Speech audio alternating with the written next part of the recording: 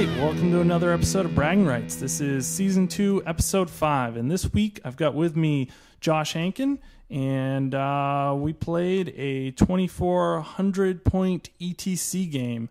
Josh, why don't you start out and tell us a little bit about yourself? Sure. Well, thanks, Matt. I have been playing Warhammer for probably about 5 years or so now, maybe a little bit longer than that, and got into the hobby thanks to some friends who I still play with, and enjoy my vampire counts, as you'll see today, and some of the other armies that I've collected. Several of them are collecting dust, but usually the Vamps are my army of choice. Yeah, I think I met you playing Lizardmen. Do you still have those? Were those painted, or? No, those were never painted, and I think the only other army I have that's painted is my Warriors of Chaos, which are, again, collecting dust, as the new Vamp book has got me all excited with big, gigantic Mortis engines and things like that. And what edition did you start playing? I actually started playing in 7th, and that's actually Vamps were my first painted army, and I had a bunch of Ghouls, and then 8th came out, and I didn't own any Graveguard, so I just put them away. Yeah. Time to get them back out, though. Yeah. No, sure. Now the Ghouls are back out on the table because they're, I don't know, I think they're at least mostly viable at this point. And you semi-regularly attend the Northeast GTs? Yep. I probably go to about 2 a year, maybe 3 on a good year, and as well as a lot of local tournaments and even some down all the way to Pennsylvania on occasion. And maybe I'm wrong on this. Did you win Onslaught GT 2 years ago? Yes, actually, I did. The first year I played Onslaught, I won, and I think it was even before it was officially Onslaught and just the Temple Con. Cool. Yeah. I think some of the people watching this might know that GT. Well, today, like I said, we're playing ETC restrictions and ETC style lists. My playing group has been really busy getting ready for the ETC this year. For those of you who don't know, it's kind of the equivalent of the World Championships of Warhammer. It's in Poland this year.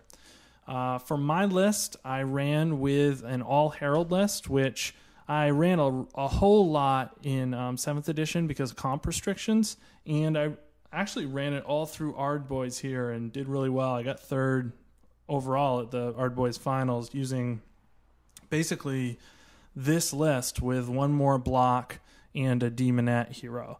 And what it is it's maxed out chaff. I have a pretty large percentage of my points are in chaff. I have 2 fiends, 2 single blood crushers. I've got a model with a banner, but he doesn't actually have the banner upgrade. He's just a regular blood crusher. And 3 units of furies scattered about the board. For my core and for spellcasting to make up for my lack of a lord, I have a level 3 horror block with the +1 to cast banner, which I love. Bolt to change, very powerful. You can take out a lot of things, even big regen monsters. I've also got my tried and true bloodletters, 30 of them with the D6 to move banner, and obviously full command, and 30 plague bearers with the reroll wounds banner, which I love these 2 units. I run them pretty often. And for my heroes, I've got on the far right a Khorne herald with the fireblade and the 3+ armor. I've got my wizard general, who, this is a bad angle, but is a little level 2 Malifaux miniature. He's rocking with Laura Heavens in a Dispel Scroll today. And then I've got my little nurgling BSB, who's a nurgle BSB with a great icon of despair. And that's it for my list. And over to you, Josh. Sure. So my list is it's mainly based around Mortis engines, regen, and poison, and that's pretty much how it functions. For my core, as you can see on the left there, I've got 2 pretty good sized units of zombies. I think one's 30, one's 29. Banner and musician in there. I've got the unit of ghouls in the right there, and that's 40 ghouls with a champ. It's as big as you can get and as many points as you can get worth of ghouls in ETC. I was running 2 units that were smaller, but I found that it was easy to deal with one of them, whereas having one gigantic unit is pretty tough to deal with for most people. Yes, redirectors are nothing. Yes, exactly. Then you'll see I got 2 ethereal swarms. That's what those guys right in the middle there are. They are very good against people who are not magic attacks across the table, and they can cause some real havoc when you have some big monsters and things like that I otherwise have a little bit of a tough time dealing with. 2 units of 2 bats on the right there. Again, they're pretty good chafe. They do or chaff, I guess. They do a good job of getting in the way. And because they move 10 and fly, even if they're outside of the general's range, they can usually angle very well. Whereas I've found the dogs don't do quite as good a job because they're not fast cav. They can kind of get stuck at some odd angles and just don't really perform when I need them to. And then keeping up the center right there, I have got my big unit of Crypt Horrors. And they are... You can see them pretty well right there. They're actually some confrontation models that are werewolves, because my whole theme is sort of ghouls, werewolves, and such. And they do a great job holding up stuff, most things, and they can really pack a punch. Yeah, you said you've lost that unit like twice. Yeah, yeah, two or three times, especially ones when I was playing 6 for a long time. Now at 8, it's just really, really hard unless you get somebody with super high strength and flaming attacks, which is fairly rare. They can really do a number. I mean, people charge them with knights, all sorts of things, and you'll do a few wounds, but then once your strength is down to regular numbers, they'll beat you up pretty good. Then for my character outload, I have a Ghoul King Lord. He's got the Sword of Anti-Heroes and the Book of Archon, so it's a bound power level 3 Van Hells. It's to keep the Van Hells in my army, even if I don't happen to roll it. Pretty handy. Other Trickster Shard, which is just a killer in combination with the Sword of Anti-Heroes, and the Dragonbane Gem. So either he's got his 5-up or 4-up regen, thanks to the Mortis engines, or he's got the 2-up ward. The only thing that isn't so good for me is non-flaming kill blow. For vampire powers, he's got Beguile and Aura of Dark Majesty, because when people tend to have those stubborn characters hiding in back ranks and whatnot, even getting a 9 to an 8 can make the break checks a little easier. And of course, Red Fury, because you don't leave home without that with a fighty vampire. Yeah. For my casters, I have a 2 level 2s, one necromancers. One's got a Dispel Scroll, and the other one's just got the Ruby Ring. I run them cheap, and part of the reason is on one of my Mortis engines, I have the Blasphemous Tome, which gives me that +2 to cast. So I bomb a lot of dice. If they die, they die. They're only 125 points a pop, but they can really stretch a magic phase pretty far. Hiding in the back here, let's see if we got a better picture. There we go.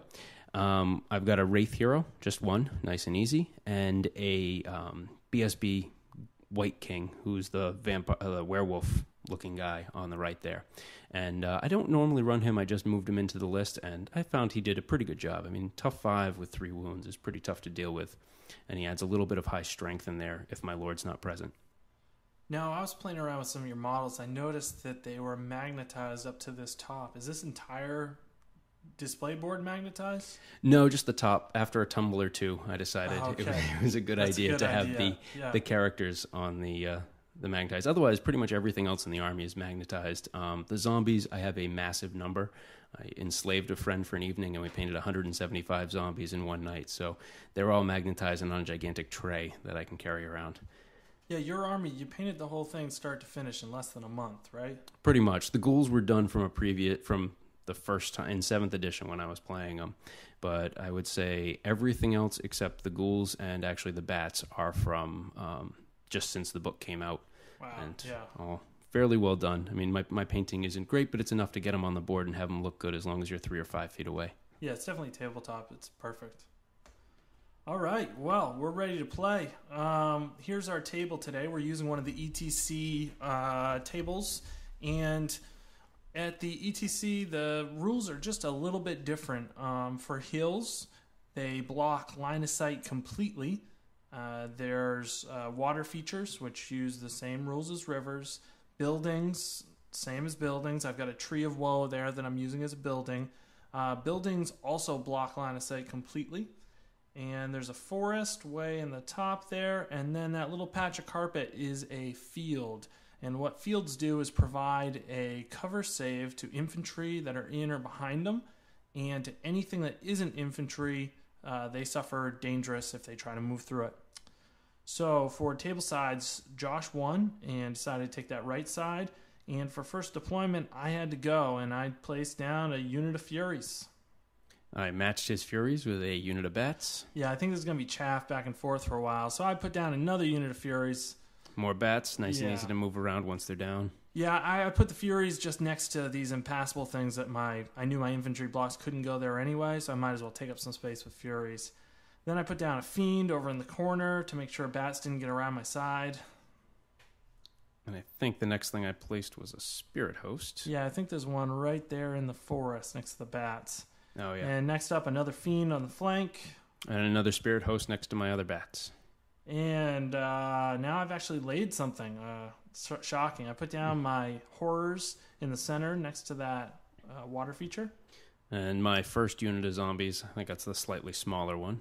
And Flamers in front of the Horrors. And then second unit of zombies.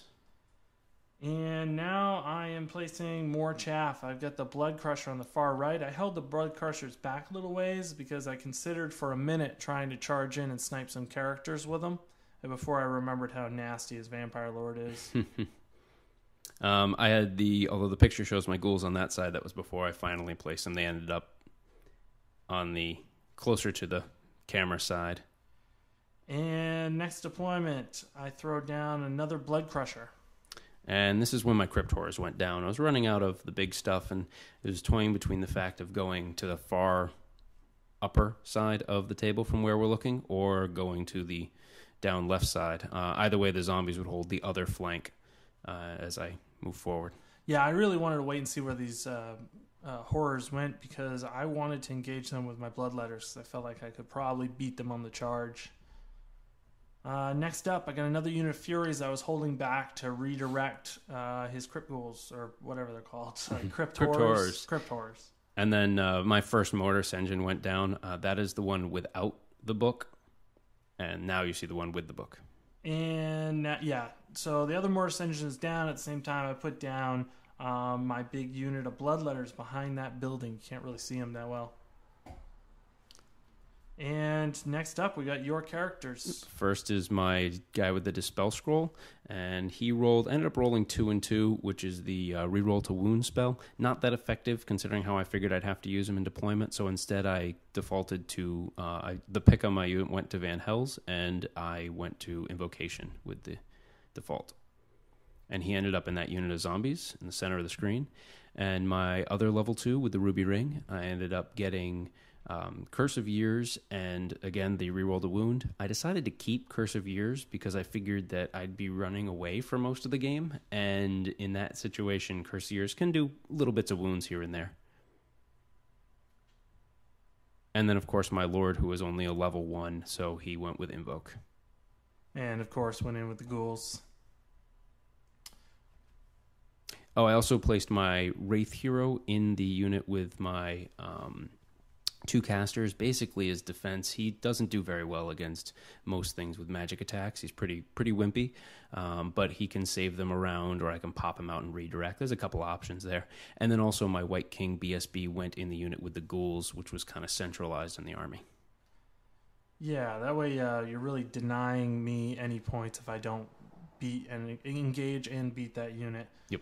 For my Heavens, I rolled up I got Wind Blast and Thunderbolt, and I kept Thunderbolt, and I obviously got rid of Wind Blast and went down to Ice Shard Blizzard. And all right, we're ready to rock. I put down my characters, the heralds, and the units they belong in, and threw my Plague Bearers kind of up to the top of the table there. And now we're ready to roll for first turn, and Josh wins that. That's my short-lived celebration.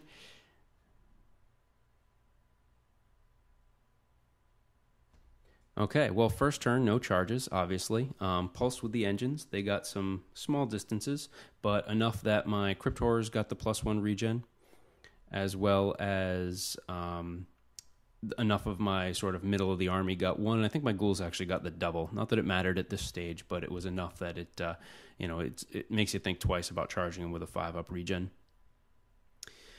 Moved folks around a little bit. My zombies, as you'll see, I kind of conga lined them. I found that with zombies, it's really important to mitigate attacks on them. They can suffer static combat res of 4 all day, but when you get a lot of attacks on them, when it's 3s and 2s or 3s and 3s, it's just slaughterfest. So I mitigated it down to 2 wide and sort of made my northern flank, we'll call it, a nice little dance party. Nice. For the magic phase, I ended up with a whopping 4 dice, but I did get a channel, and I believe Matt got a channel as well. I ended up using the ruby ring and hitting the flamers, successfully killing one, which is very nice. I tried to invoke on 1 die just to stretch it out, add a few to those zombies, and just kind of pad them out a little bit. Didn't go off, but it was kind of a junk die anyway. And then I invoked again with my other caster, where I did get some zombies. Actually, no, I'm sorry. It was dispelled. Yeah. Well, that's it for the turn. All right, for my turn, I declared a charge with my Furies on those Spirit Hosts. I'm hoping to just get rid of that because it's going to be a redirect. It's going to be a problem for me through the whole game, and my Furies will be right up there in front of his Ghouls, which will help stop them from advancing too quickly before I'm ready for them. Unfortunately, I failed the charge and moved 2 inches. I needed a 7. I rolled a 4. So for the rest of my movement, I still have to come up with a way to deal with that Ghoul unit, make sure it doesn't charge me while still going forward and looking for points. So I kind of wrapped a lot of chaff around that bottom edge of the table there, around the flank of the Crypt Horrors, and I moved a unit of Furies right in front of them, so if they connected with me, they'd have to kind of take a right angle and head towards that bottom edge of the table from the picture. And I moved up my Bloodletters enough so that if his Crypt Horrors did charge, I would most likely complete a charge against them next turn. My Horrors inched up just the slightest bit, so they'd be in range of some spell casting. My Flamers moved up to shoot that Mortis engine, and my Plague Bearers moved up unafraid of anything in his army. I had a couple more chaff units on the far my left flank that I moved up to try to get around that 2-wide zombie unit because I really want to engage the side of that. In my magic phase, I didn't roll great. I rolled a 5, and Josh was able to channel. For spells, I failed a Flickering Fire because it got dispelled, and then I successfully got off a Thunderbolt, but unfortunately I don't think it did any wounds. My target was a Mortis engine because I really want to get rid of those early because they can really screw me over late game. And for shooting, my Flamers were great. They did a couple wounds to the Mortis engine. Very happy about that. They're pretty lucky. They're very good against Mortis engines because although they hit high and wound on 5s, I get no save of any kind because it only has a 5-up armor. Yeah, and you don't get cover because you're so large. You're a large target, in fact. Yep. Yes. All right, so that's the end of my turn with no combat, so I pass it over.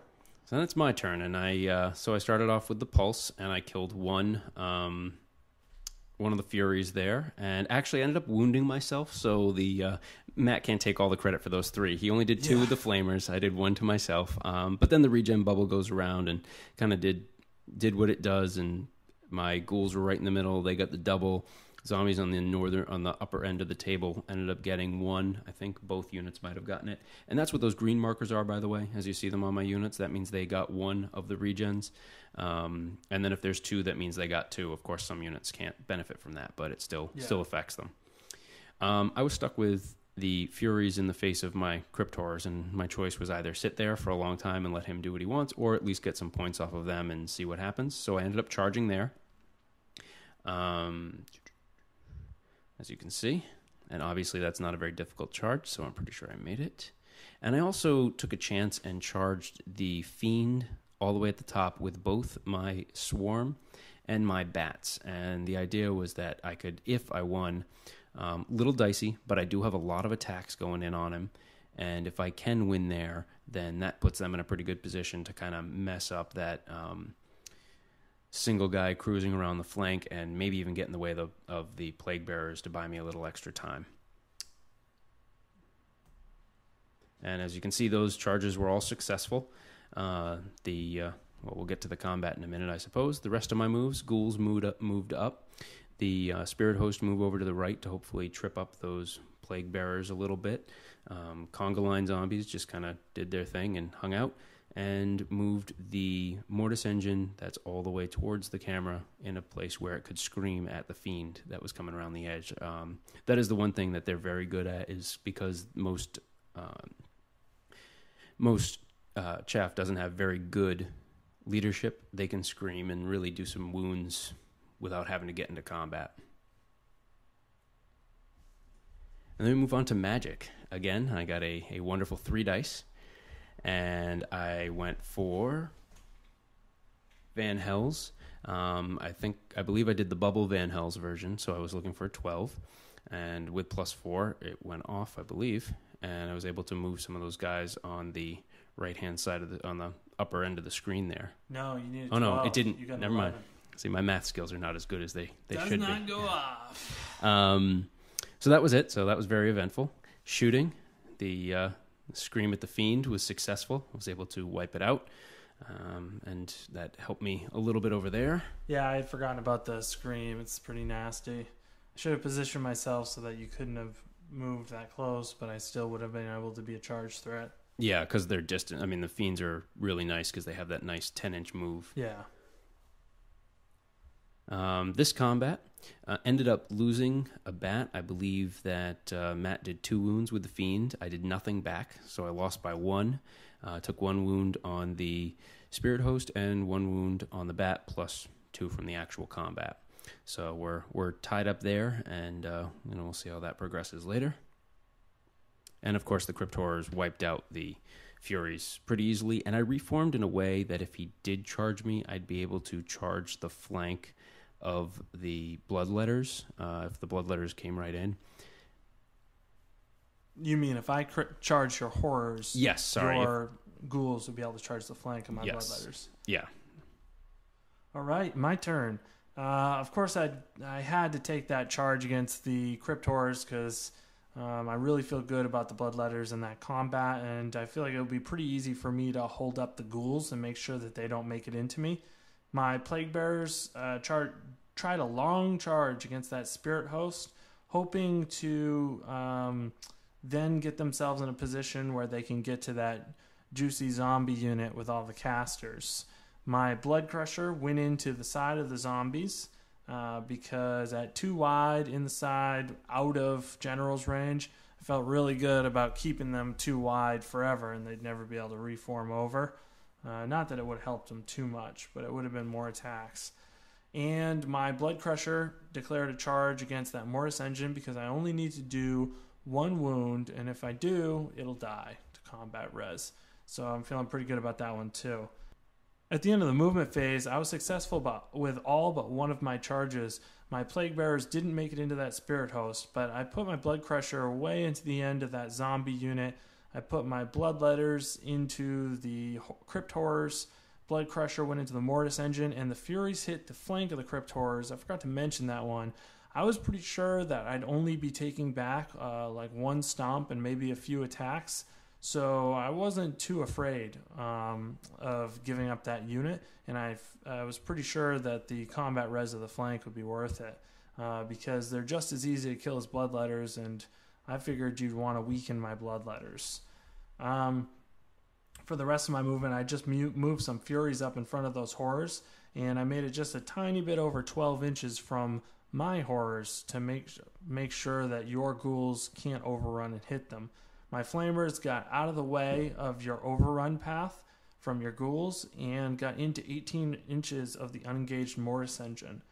And I think that's everything.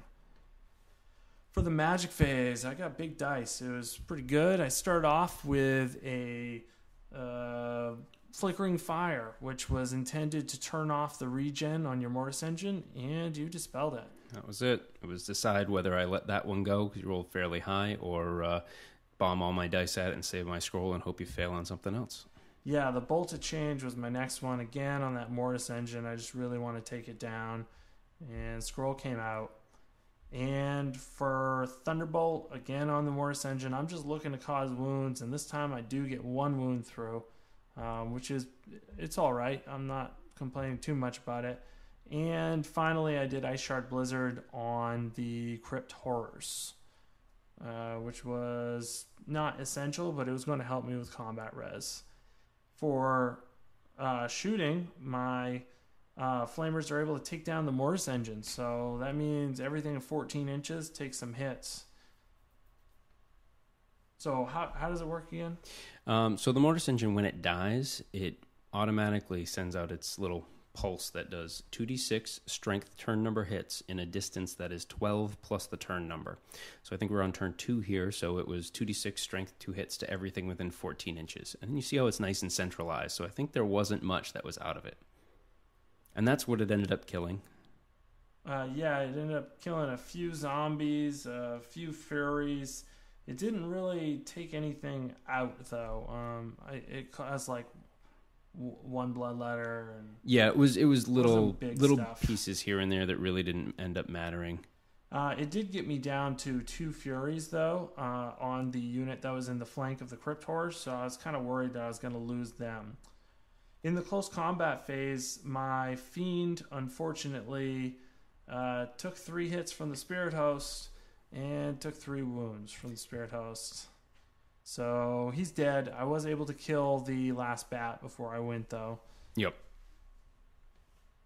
And in the fight against the zombies, I was able to, with a charge and a flank and killing 3 of them, I think I got to pull off 8 total or 9 total. Yeah, it was quite a few. Zombies tend to die nice. Like that. And I then was left kind of unengaged. So what you do then is you slide the model down. So I slid him down so he's only engaged against 1 zombie. And Josh tried to reform, but he's on a reform test of Snake Eyes because he's leadership 3, and I've got the -2 banner within 12 inches of him. In the close combat with the Bloodletters and the Crypt Horrors, I was really hoping I was going to bust through this unit, and unfortunately I didn't have enough. I left him on 2 wounds.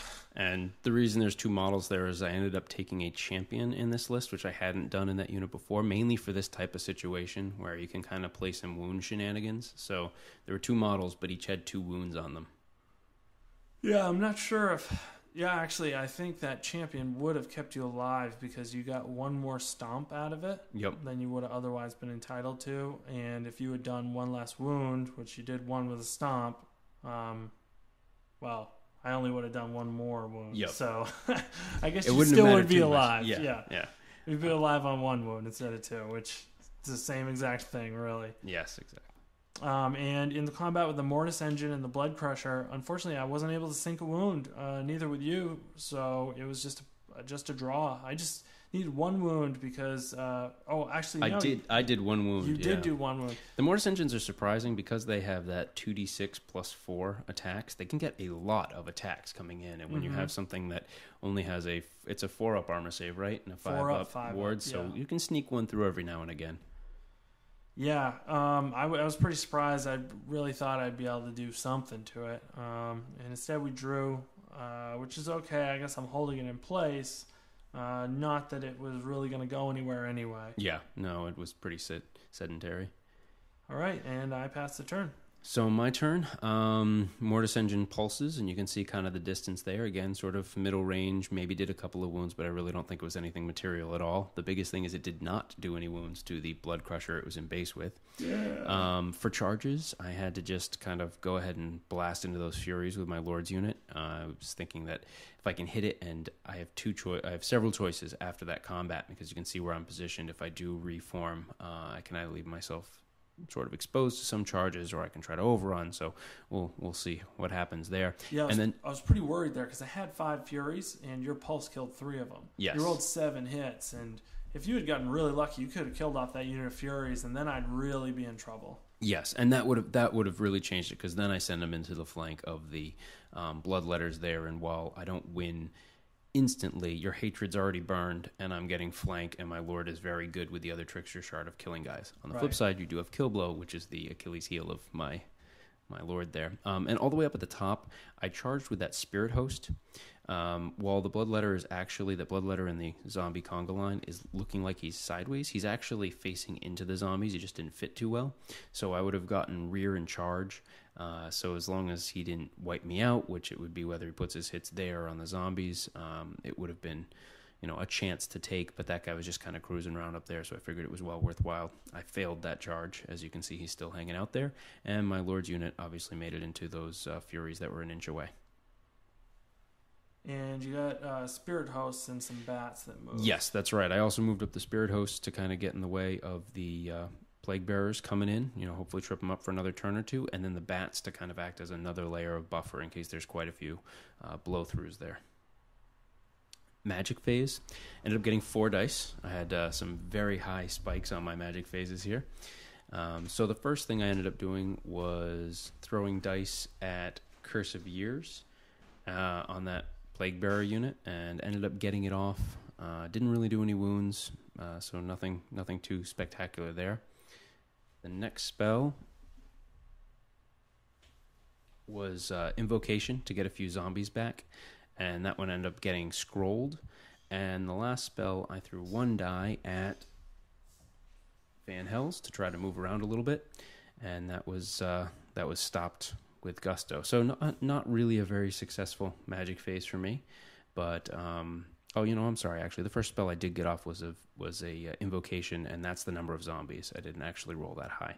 I ended up getting 10 zombies in one unit, 11 in the other. So they buffed up a little bit, but not too much because zombies die pretty easy. So I move on to my shooting phase, and as you can see, there's no more Blood Crusher. So it's very successful Screams once again at wiping out some lead 7.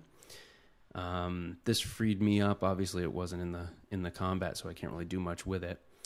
Then we got into hand-to-hand, and those Crypt Horrors are not running away. They're just out of combat as they were wiped out. Yeah, 2 wounds left. Doesn't last long against unit Bloodletters. No, and especially not with the Flaming Sword. That's the big difference there, because if there wasn't the Flaming Sword, it would give me a little bit more chance to have, those 4-up regens really do mitigate a lot of damage and cause spikes one way or another. I will point out my reform at the end of the Crypt Horror combat. My Furies were 1 inch away from the Bloodletters, meaning I essentially can't reform because you can't end your reform within 1 inch of any unit, even your friends. But instead of just reforming my Bloodletters, I first reformed my Furies so that they were 1 wide. And when they do that, their center remains the same, so they're able to scrunch in a little bit, and they get half a base inwards, and then also 1/4 of an inch on top of that. So basically that equates to I get 3/4 of an inch on either side added to the inch that already exists in between the Bloodletters and the Furies. So I've got 1 3/4 inches to play with now, so I'm able to angle my Bloodletters a little so that I'd have the choice, if he did a low overrun, of charging into his general's unit if I wanted to on the flank. Again, zombies didn't really do anything. More zombies died to that Bloodletter up top, and that was about as far as we got there. Did not manage to reform. Kills quite a few zombies, as they're pretty wimpy. And that's a combat where my lord killed the Furies, and then that was the number of wounds that's on the table, by the way. He did 3 wounds with his Red Fury, another Trickster Shard, and all his shenanigans. Yeah, we thought he'd be a little more impressive than 3 wounds. He failed a lot, and I was able to re-roll my ward save twice. And I think that ends the turn. Yep, my overrun, I believe, was only about 4 or 5 inches, but it was just enough to get out of line of sight from the Bloodletters. That's the only other piece that was there. For my turn, I declared a little bit of a sneaky charge. I charged my Bloodletters into the Mortis engine and my Green Furies into the flank of his general's unit. The only reason why I did this is I had to get them out of the way to make sure that my Bloodletters could contact the Mortis engine. Now, I've placed here 2 of my Tan Furies just to show where the final position was of my Green Furies. The reason why they kind of transported to that other side of the unit was they had to maximize, and they couldn't maximize anywhere but that one spot. For my other charges, I charged my Plague Bearers into that Spirit Host. I'm hoping to overrun into the zombies and help get that fight over quickly. I made all of my charges, luckily. And for other movement, I just moved my horrors up a tiny bit. And, oh, you know what? I moved my horrors back. I'm sorry. I did not move them up. I moved them back, and I split out my Herald from the unit and placed him back about 1 inch. The reason I split him out is I didn't want to give up all my points in one shot. I wanted to split up as much as possible so that he could only choose one thing to get. Now, I failed two pretty crucial rolls here in the movement phase. I failed my march check on my flamers, and with my horrors, I unfortunately rolled for a swift reform before really thinking out my turn, and then realized that what I really wanted to do was not swift reform, it was run my herald out a full 8 inches. Instead, I was stuck reforming the horrors and moving the herald 4 inches. I wasn't overly pleased with that, but at the same time, I wasn't giving too much up, and I did feel like I could still save my herald after this. My flamers not being able to move 12 was really bad, though, because I could have given up my flamers to protect my magic stuff, and it would have given me a full round of shooting and magic blasting against the ghouls, which would have weakened them quite a bit, and then I feel like my bloodletters could have come in and finished them off. In the magic phase, I rolled a whopping 4 and threw it all at a bolt of change at the bats, because if I get them out of the way now, it's going to be so easy for me to get to that caster unit of zombies. I get the spell off, it goes off pretty high, and unfortunately I roll a 4 for the number of hits, and I roll 3 1s to wound. So I did 1 wound to the bats, didn't even kill a model. I was very disappointed with that. In the combat phase, I just remove my Furies. Sometimes I'll just make a break check with my Furies, and that's it. Because there's no point in wasting a bunch of die rolls. And that gave Josh a pretty nice reform. A lot of options, and this is the one he went with. Yeah, I could either turn... I basically can turn from where I am and face almost anything with my turn coming up next. The bloodletters are a dicey fight, and I was kind of on my heels a little bit at this point, so dicey is not what I wanted. Same thing with the plague bearers. I'd be stuck on the side there and get rear charged by the bloodletters in not too long. But I decided the juiciest target was those horrors at the bottom. So I ended up reforming in this particular way so that my corner was as close as possible while still being in my front arc to that unit. And then we had one more combat. We've got that 2-wide zombie unit against the plague bearers that overran because they just annihilated that spirit host they were in against. I rolled to overrun, rolled an 8. That's plenty to get into these 2-wide zombies. So I'm able to kill tons of them. I think I killed like 16 of them. Yeah, you killed a ton. That unit had been buffed up by a pretty good invocation, so that's all that's left after the crumbles is 5 strong zombies hanging out. Yeah, I was able to cascade the combat because I hadn't fought it yet, and the Blood Crusher was already engaged earlier in this combat phase. Although I will say my zombies were able to put 1 wound on your herald. Oh, yeah, you bastard. And then I passed the turnover. All right, so I take that charge into the horrors over there, and I believe that was my only charge because a lot of my other stuff is dead at this point. It's just a matter of figuring out how I can, kind of stop the bleeding as best as possible. So we move right forward. Made the charge, which was good. It wasn't too high, so it was relatively easy. And then I ended up taking my zombie unit and turning it around. So you're looking at the back of it. What this does is this gives the flank of the unit to both the Plague Bearers and the Blood Crusher. So that way there's no issue with them punking my characters. And I'd much rather them have the flank than any other side, simply because zombies aren't going to do any wounds to them, and my characters are nice and safe in their cushy front of the unit.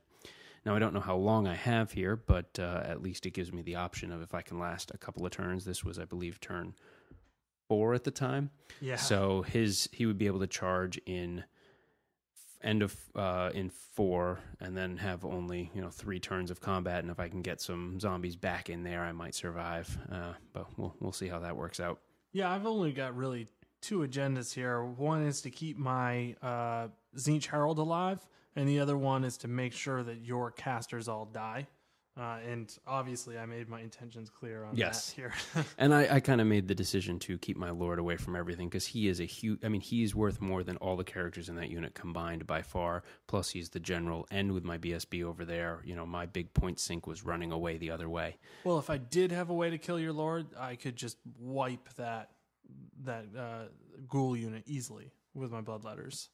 Yeah, over time, certainly, and especially with the flaming attacks. But my Lord, just with the other Trickster Shard and having characters in there, he can do some hurt. Right. So then we got to my magic phase, and I got 4 dice, again, a very high magic phase, and I bombed them all at a Van Hels, and this was to have my unit move as far away as possible, so I was able to cruise 8 inches forward to at least make the to make the Plague Bearers roll high if they were going to overrun into there. We're past the overrun stage, so their charge was going to be very high. Right.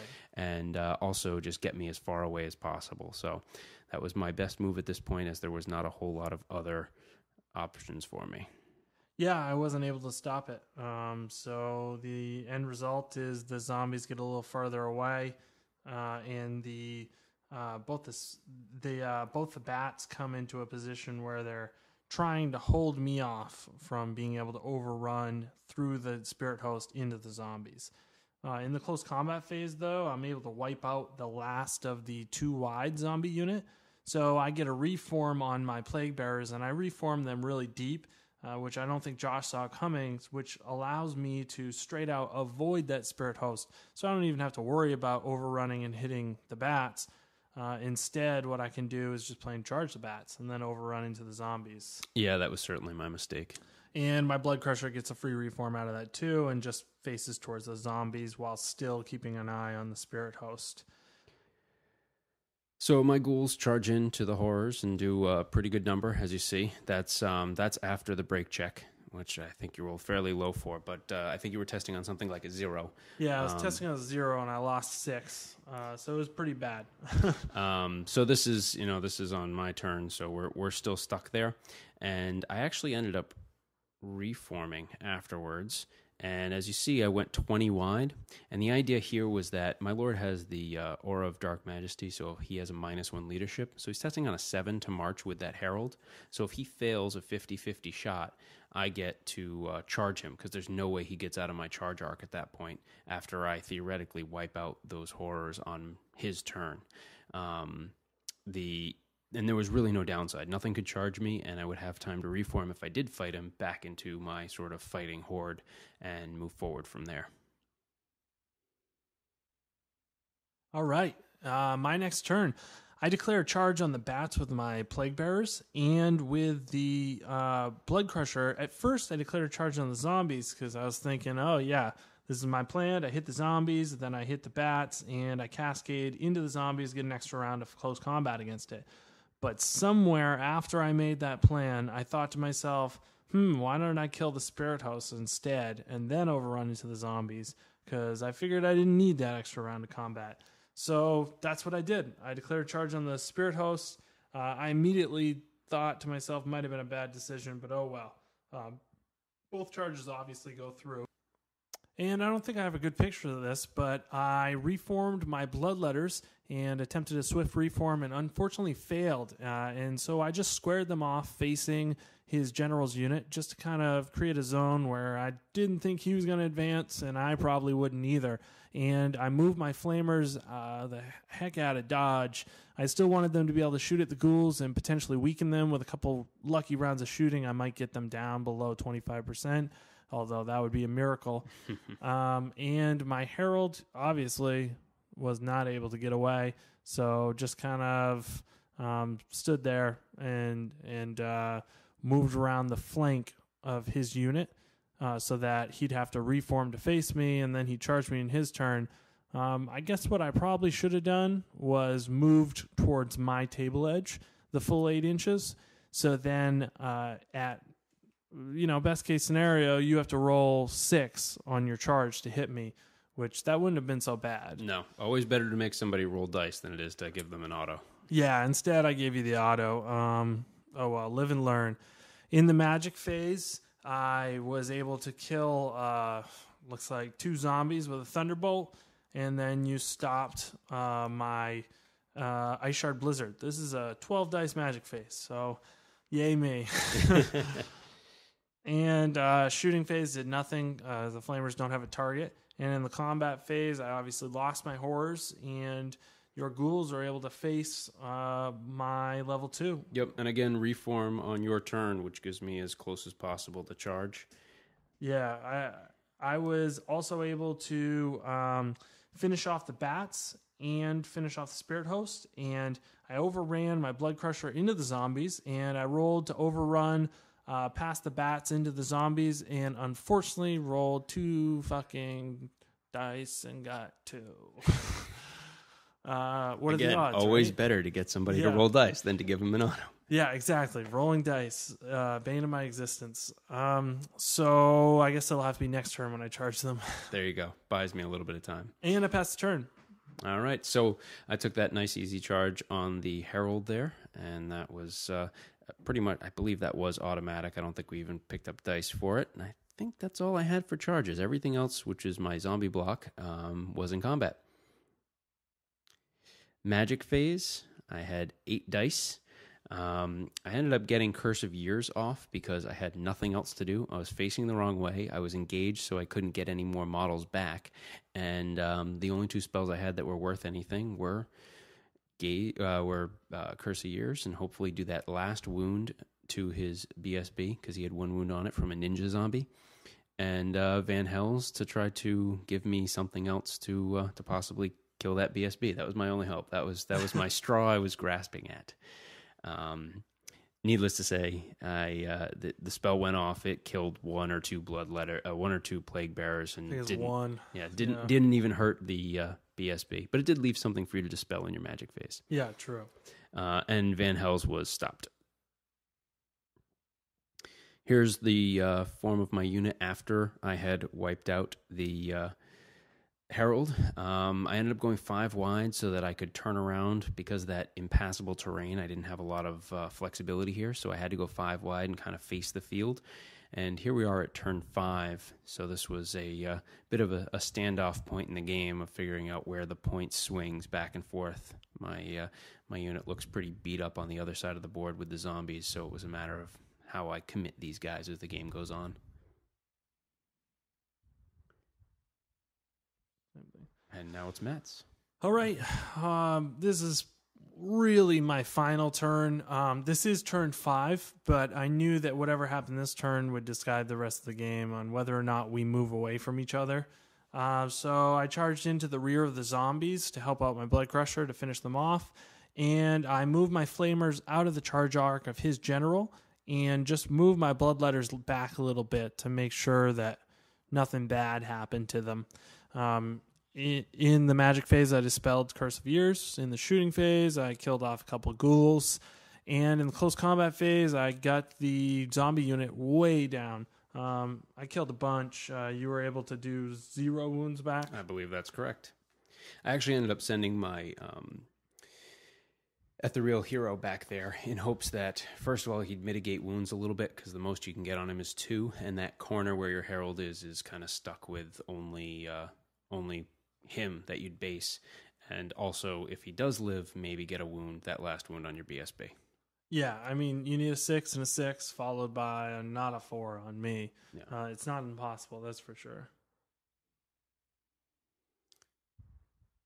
All right, so this is my turn 6.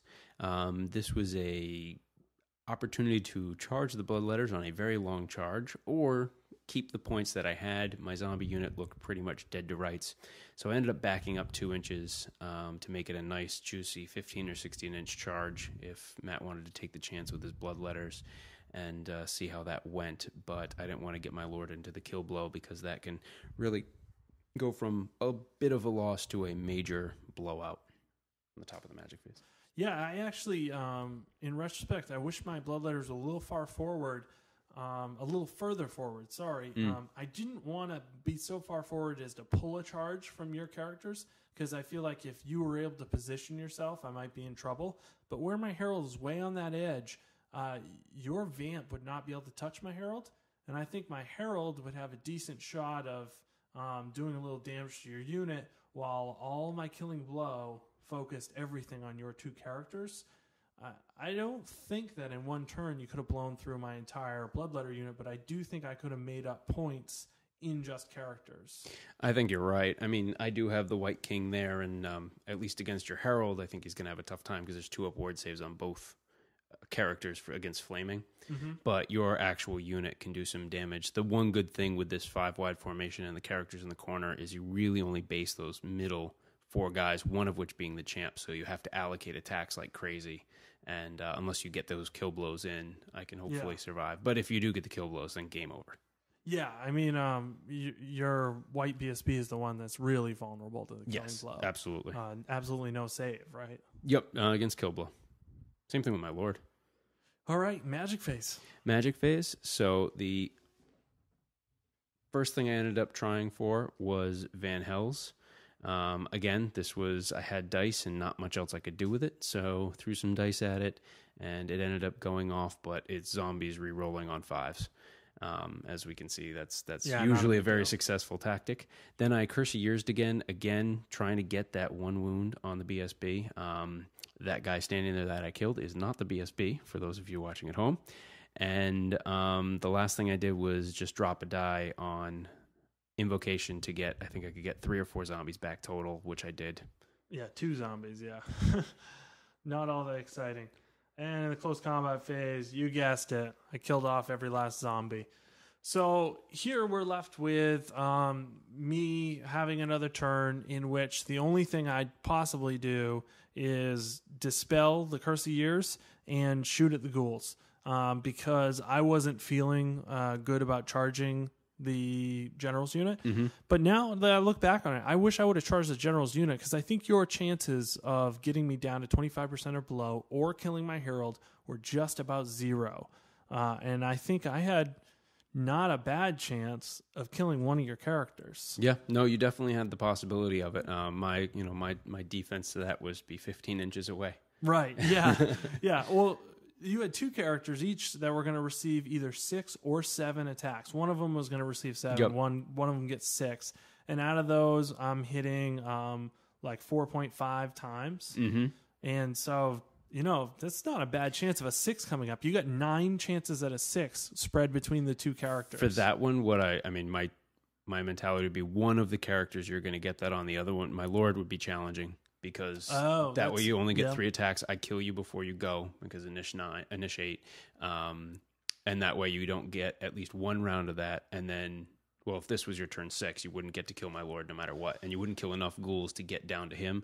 Yeah, you can kill the White King, but he's only 125 points. So you could have gotten points there. Well, he's 125 plus BSB. 100. Yes. Yeah, so 225 would have earned me 2 more ETC points. Yep. Because at the end of the game, we did scoring as if it were an ETC game, and it ended out, I think, 1,430 to 1,055, something around there. Yeah.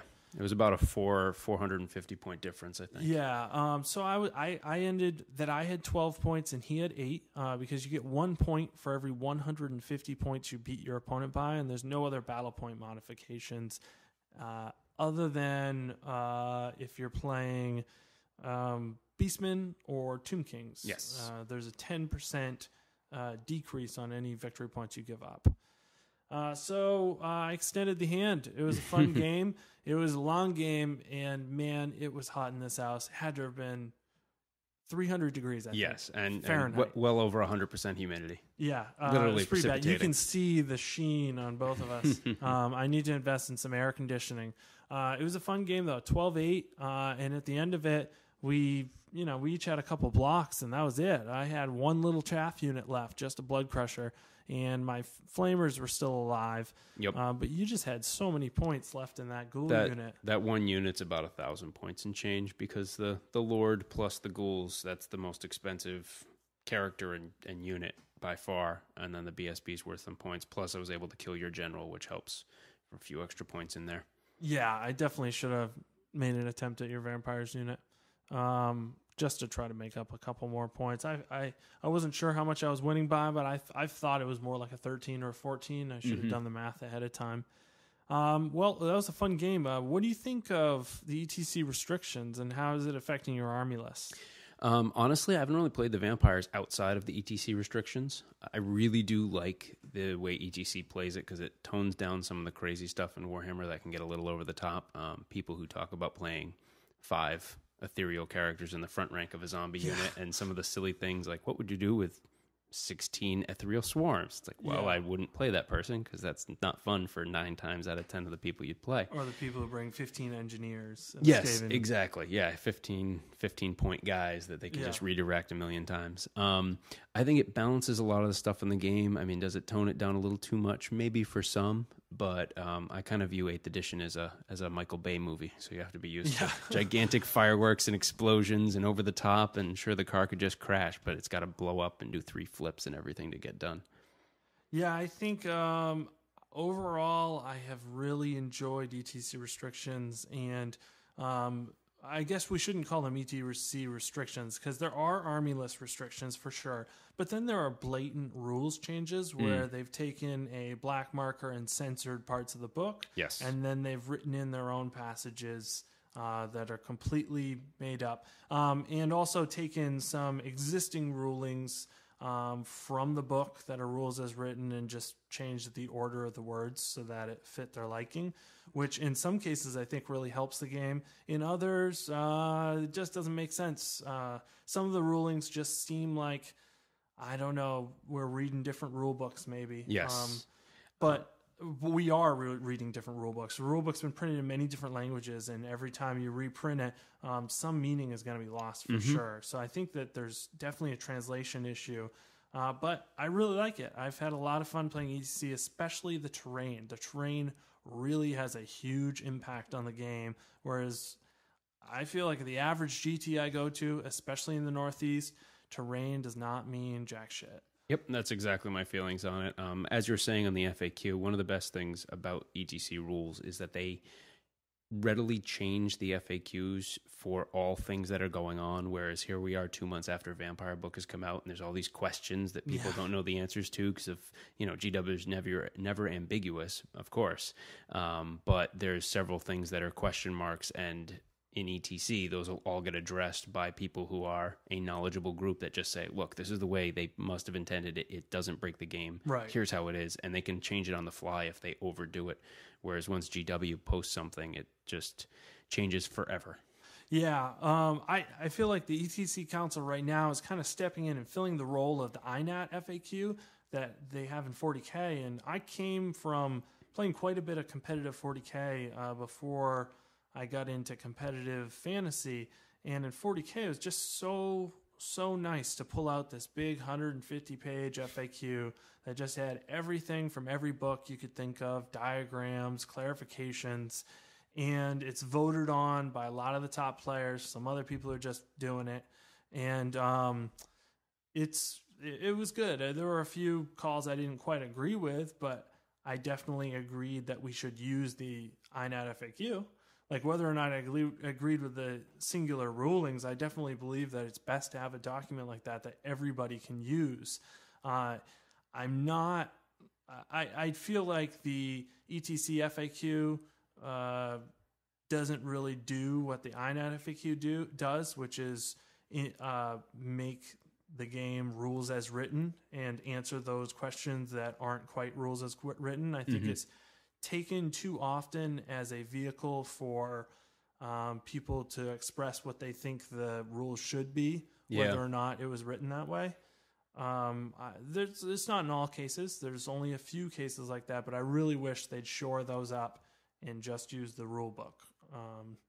And if something's not in the rule book, then by all means, make a ruling that makes sense. But if something is in the rule book, don't change it. Changing the actual rules, it's one thing to change terrain a little bit, but to have rules that are in the book that get changed by it. The other thing is when you do play an ETC game, it's tough to take or leave pieces. So to play the army restrictions without the terrain restrictions can make a very unbalanced game. You have to either take it all or don't take it. It's very difficult to pick and choose because it can really screw some armies and make other armies much better simply because, oh no, there's no issue with line of sight. Hills are real line of sight, but you're still, limited to 30 guys in a unit. Just doesn't work against certain armies. Yeah, hills blocking line of sight, that's one thing that is easily achievable if you model your hills to block line of sight. That's not really a rules change. It's just as if that is, I don't mean this in a negative way at all, but it's like as if they decided, guys, we don't want to spend all weekend making new hills. Yeah. We want to use the hills from last year. Let's just say they block line of sight. Yeah, like, okay, fine. Yeah. Or they make hills that are, your home terrain happens to be hills that are just tall enough for your tiny horrors, but not big enough for anybody else's, that kind of stuff. But I think it's good. And it also does make a little bit more of a tactical game because it's not 6 dice dwellers. What do you do? Yeah. Okay. I lost. Good game. Yeah. And I feel like this year, quite a few, and I guess this is most years really, quite a few of the ETC players are from the Northeast. So some of the Northeast tournaments are starting to adopt either ETC restrictions or restrictions that feel a lot like ETC, which I like a lot. Me too. Writing in a lot of the house rules, like lookout sirs to all the 6th level spells, so you don't have your characters, popped out of the game on one turn because somebody bombed a lot of dice. Some of the restrictions on the number of shots, you can't have 5,000 double repeater crossbows in your army, and the number of dice and being able to throw infinite, and some of the particular spells that are very, very over the top are cut back a bit, and that it makes for a more fun and even environment. It lowers the top but doesn't really raise the bottom. You can still have very bad armies, but it's much easier to have a competitive army that's not over the top. Yeah, and actually that brings me to my last point of the week. I'm holding, or I shouldn't say I am, the whole Bragging Rights team is holding a 2-day team tournament that's all ETC restrictions, and it's 4-man teams. We kind of stole the idea from a lot of the European tournaments that happen where they take 4-man ETC-style teams and use ETC-style pairings and run a 2-day tournament. And we're running 5 rounds with 10 teams, and we sold out before the pre-registration date. So it's pretty awesome. Yeah, looking forward to it. It's going to be on June 30th and July 1st. And next year, we're going to open it up to many more teams. So stay tuned if you're interested in checking that out. All right. Well, thanks for coming for the game, Josh. And anytime. I will see you on the 30th. Take care.